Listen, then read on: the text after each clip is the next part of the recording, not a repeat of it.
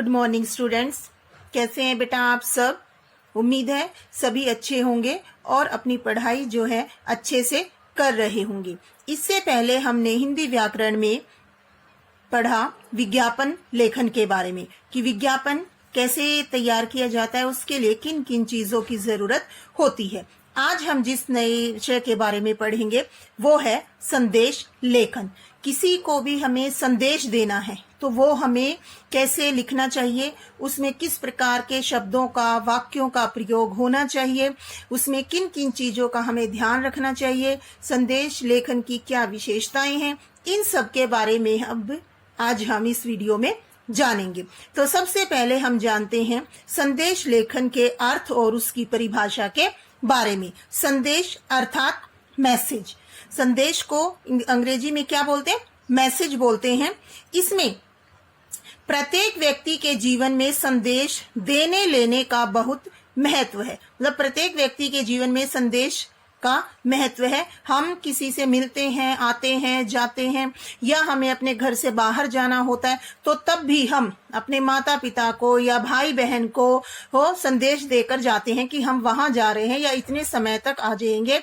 जैसे अगर हम उदाहरण लें कि हम बच्चा जो है ट्यूशन जा रहा है तो वो अपने माता पिता को क्या कह के जाएगा? ये क्या है? उसका संदेश है, अपने माता पिता के नाम। तो ये है हमारा संदेश। तो अब आगे जो हम पढ़ेंगे कि हर व्यक्ति किसी न किसी रूप में दूसरे व्यक्ति को संदेश देता रहता है और प्राप्त भी करता है। मनुष्य अपनी बात को या भाव को या तो लिखकर बताता है या किसी संदेश अन्य व्यक्ति के माध्यम से पहुंचाने की कोशिश करता है। मतलब अगर हमें किसी को कोई बात कहनी है या तो हम उसे लिखकर बताएंगे या फिर किसी व्यक्ति के द्वारा हम अपना संदेश उस तक पहुंचाएंगे। या फिर आज के समय में अगर हम देखें व्हाट्सएप या ईमेल, इससे भी संदेश पहुंचाने का एक अच्छा और सफल माध्यम बना हुआ है। और हम कोई भी सूचना यदि हमें प्राप्त होती है तो वो है उसको लिखकर प्रकट करने की प्रक्रिया क्या कहलाती है? संदेश लेखन कहलाती है। मतलब जब भी कोई संदेश हम किसी को भेजते हैं, जब हम उसको लिखकर प्रकट करते हैं तो वो हमारा किस में आएगा? संदेश लेखन। आ गए यहां तक समझ में? अब आगे देखिए, कोई भी व्यक्ति है या समूह है तो वो अपनी बात को या अपने संदेश को, चाहे वो सुखद है, दुखद है, या कोई आवश्यक है या सामान्य संदेश है, वो सब क्या कहलाता है? संदेश लेखन। संदेश लेखन में इस बात का ध्यान अवश्य रखना चाहिए कि संदेश देने वाले का भाव स्पष्ट तथा सही रूप में प्रकट हो जाए, कि संदेश देने वाला जो कहना चाहता है वो सही प्रकार से सामने वाले की समझ में आ जाए। फिर चाहे वो संदेश वो व्यक्तिगत रूप से, व्यक्तिगत यानी इंडिविजुअल रूप में और सामूहिक ग्रुप में हो, कैसे भी वो अपने संदेश को देता है तो वो चीज जो है वो उसके भाव जो है उसमें स्पष्ट होने चाहिए। उसका संप्रेषण उचित एवं स्टिक होना अति आवश्यक है, कि जिसको भी वो संदेश भेज रहा है वो सही और स्टिक होना चाहिए। मतलब कि जो बात उसे कहनी है वही उसे कहनी है, अनावश्यक बातों को उसमें शामिल नहीं करना है। संदेश केवल मौखिक रूप से प्राप्त सूचनाओं के आधार पर भी तैयार किया जा सकता। अगर कोई हमें कोई सूचना देता है तो उसके ऊपर भी हम संदेश तैयार कर सकते हैं। ठीक है। अब आगे हमारा आता है संदेश के प्रकार, कि संदेश कितने प्रकार के हो सकते हैं। तो अब इसमें आगे बताया गया है कि संदेश कई प्रकार के हो सकते हैं। सबसे पहले राष्ट्रीय संदेश, मतलब अगर हमें अपने राष्ट्र के प्रति कोई संदेश देना है तो वो किस में आएगा? हमारा राष्ट्रीय संदेश में। जैसे जो संदेश राष्ट्र को संबोधित करके दिए जाते हैं राष्ट्रीय संदेश कहलाते हैं। इनका एक निश्चित समय, दिनांक तथा आकार होता है। जैसे प्रधानमंत्री जी द्वारा पूरे राष्ट्र को संदेश देना, राष्ट्रपति द्वारा 26 जनवरी की संध्या पर संदेश देना। मतलब कुछ संदेश जो होंगे वो क्या होंगे? पहले से ही निर्धारित होते हैं। जैसे 15 अगस्त हो गया, 26 जनवरी हो गई, इनको हमें पता ही है कि प्रधानमंत्री की तरफ से हमें संदेश जरूर मिलेगा। तो ये हमारा किस में आएगा? राष्ट्रीय संदेश में। दूसरा, शुभ कामना संदेश। किसी भी पर्व पर, त्योहार पर, मांगलिक कोई भी शुभ कार्य हो, बधाई देनी हो, इसमें जो संदेश आते हैं वो हमारे किस में आएंगे? शुभ कामना संदेश में। जैसे दीपावली है दीपों का त्योहार, घर लाए आपके सुख समृद्धि और प्यार। ये क्या है? ये है हमारा दीपावली का पर दिया जाने वाला संदेश, जो किसके अंतर्गत आता है? शुभकामना संदेश में। आगे बेटा यहां तक समझ में। अब आगे देखिए, तो इस तरह ये हमारा किस में आएगा? शुभकामना संदेश में। इसके बाद है विशेष अवसर पर दिए जाने वाले संदेश। कुछ संदेश किसी विशिष्ट उपलब्धि या विशेष अवसर पर भी दिए जाते, जैसे आया है वे अवसर जिसमें तुम्हारी मेहनत है रंग लाई। कहने का मतलब क्या है कि जब किसी को कोई उपलब्धि मिलती है, कोई कामयाबी मिलती है, उस समय जो हम किसी को संदेश देते हैं। इसके बाद है सुखद संदेश। मन को प्रसन्नता देने वाले, सुखद एहसास कराने वाले संदेश क्या कहलाते हैं? सुखद संदेश। मतलब जो हमें खुशी देते हैं ऐसे संदेश। भगवान आपकी मनोकामना पूर्ण करे, यही हमारी अभिलाषा है। मतलब जैसे माँ बाप हो गए या रिश्तेदार हो गए या अपने जैसे अध्यापक हो गए, इस तरह से जो भी अपने बच्चों के प्रति कोई ऐसा सुखद संदेश जिसको सुनकर हमारे मन को खुशी मिलती है, वो हमारा किस में आएगा? सुखद संदेश में। इसके बाद अगला शुभ प्रभात संदेश। प्रतिदिन सुबह सुबह अपने सगे संबंधियों, रिश्तेदारों, मित्रों को दिए जाने वाले सुप्रभात संदेश इसके अंतर्गत आते हैं। आजकल तो हम ज्यादातर देखते भी हैं व्हाट्सएप पे, ज्यादातर सुबह सुबह जो है आपको गुड मॉर्निंग का, सुप्रभात का जो है वो संदेश अपने मित्रों की तरफ से, अपने घर वालों की तरफ से या रिश्तेदारों की तरफ से मिलता है। तो वो हमारा किस में आएगा? शुभ प्रभात संदेश में। दोस्त, किताब, रास्ता और सोच, ये चारों जीवन में सही मिले तो जिंदगी निखर जाती है, वरना बिखर जाती है। ठीक है। इसके बाद है प्रेरणादायक संदेश, जो हमें प्रेरणा दें। जिन संदेशों से जीवन में प्रेरणा प्राप्त होती है, मोटिवेशन मिलती है, हमें आगे बढ़ने की हिम्मत मिलती है, वो हमारे किस में आएंगे? प्रेरणादायक संदेश में। इन संदेशों से जीवन में सकारात्मकता आती है। मतलब इन जो ये संदेश होते हैं, इनसे हमारे जीवन में पॉजिटिविटी आती है, पॉजिटिव थिंकिंग जो है वो आती है। जैसे हौसला होना चाहिए, जिंदगी तो कभी कहीं भी शुरू हो सकती है। मतलब अगर हम में हिम्मत है तो हम गिर कर भी संभल सकते हैं। तो ये हमारे क्या है?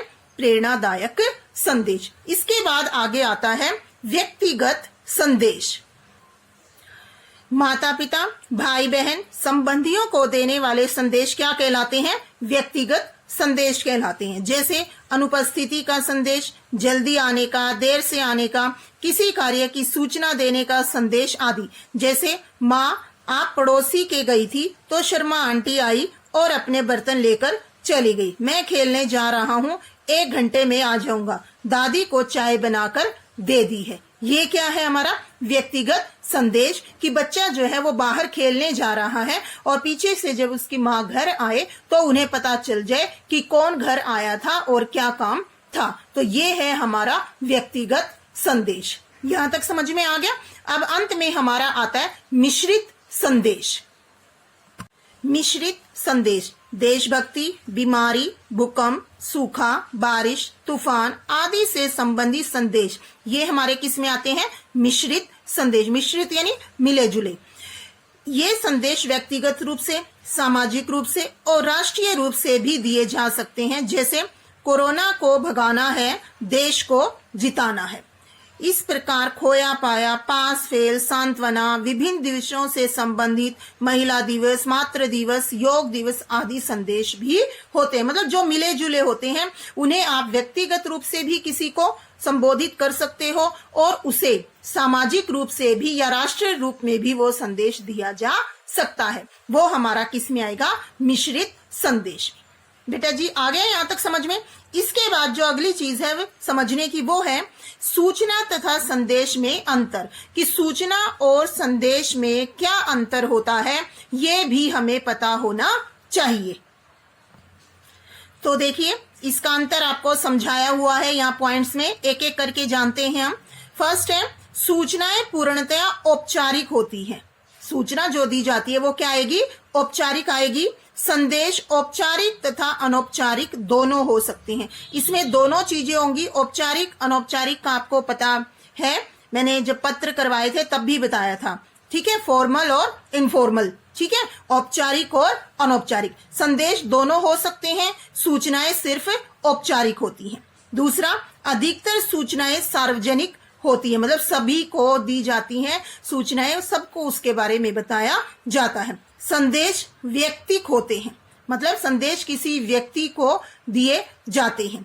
इसके बाद तीसरा है हमारा, सार्वजनिक होने के कारण सभी लोग सूचना पढ़ सकते हैं, चाहे वो कोई अनजान हो, अज्ञात हो और असंबंधित हो। ठीक है, वो सारे सार्वजनिक रूप से जो सूचनाएं दी जाती है उनके बारे में जान सकते हैं। लेकिन संदेश जो है वो हम अपने किसी जानने वाले को, निकट संबंधी जो हमारे रिश्तेदार होते हैं, और ज्ञात जो हमें जानते हैं या जिनको हम जानते हैं, संदेश ज्यादातर उनको ही दिए जाते हैं। सूचना में स्थान, समय, प्रेक्षक, विषय आदि लिखे जाते हैं।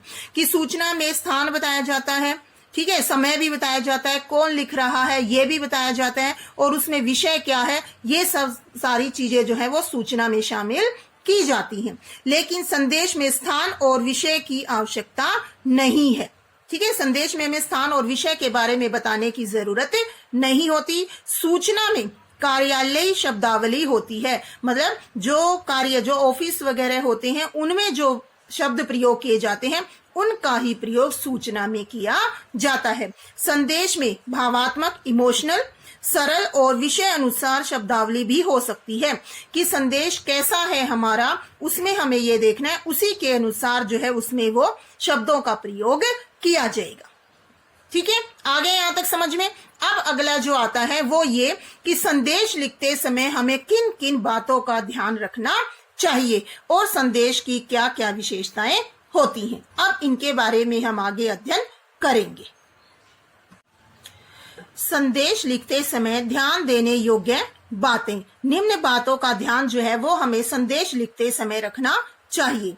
संदेश लिखते समय अपनी तरफ से कोई नई बात नहीं जोड़नी चाहिए, मतलब जो बात जैसे है हमें वैसे ही लिखनी चाहिए, अपनी तरफ से उसमें और शब्द या वाक्य नहीं जोड़ने चाहिए।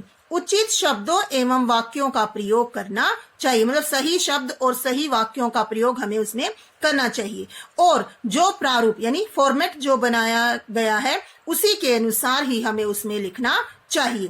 संदेश की विषय वस्तु में उन्हीं बातों को सम्मिलित किया जाना चाहिए जो अति आवश्यक हो। कि संदेश की जो विषय वस्तु है उसमें उन्हीं बातों को सम्मिलित करो जो जरूरी है, मतलब जिसके बारे में हम बता रहे हैं सिर्फ उसी को उसमें शामिल करना है। संदेश लिखे जाने का समय एवं तिथि अवश्य दिया जाना चाहिए। कि संदेश लिखने का जो समय है और किस तिथि को, दिनांक को वो लिखी गई है उसके बारे में हमें जरूर बताना चाहिए। व्याकरणिक एवं वर्तनी संबंधी अशुद्धियां नहीं होनी चाहिए, मतलब व्याकरण के जो नियम हैं उनका भी हमें ध्यान रखना चाहिए, और वर्तनी जो स्पेलिंग होती हैं उनका भी हमें ध्यान रखना चाहिए, उनकी मिस्टेक, गलती जो है वो नहीं होनी चाहिए।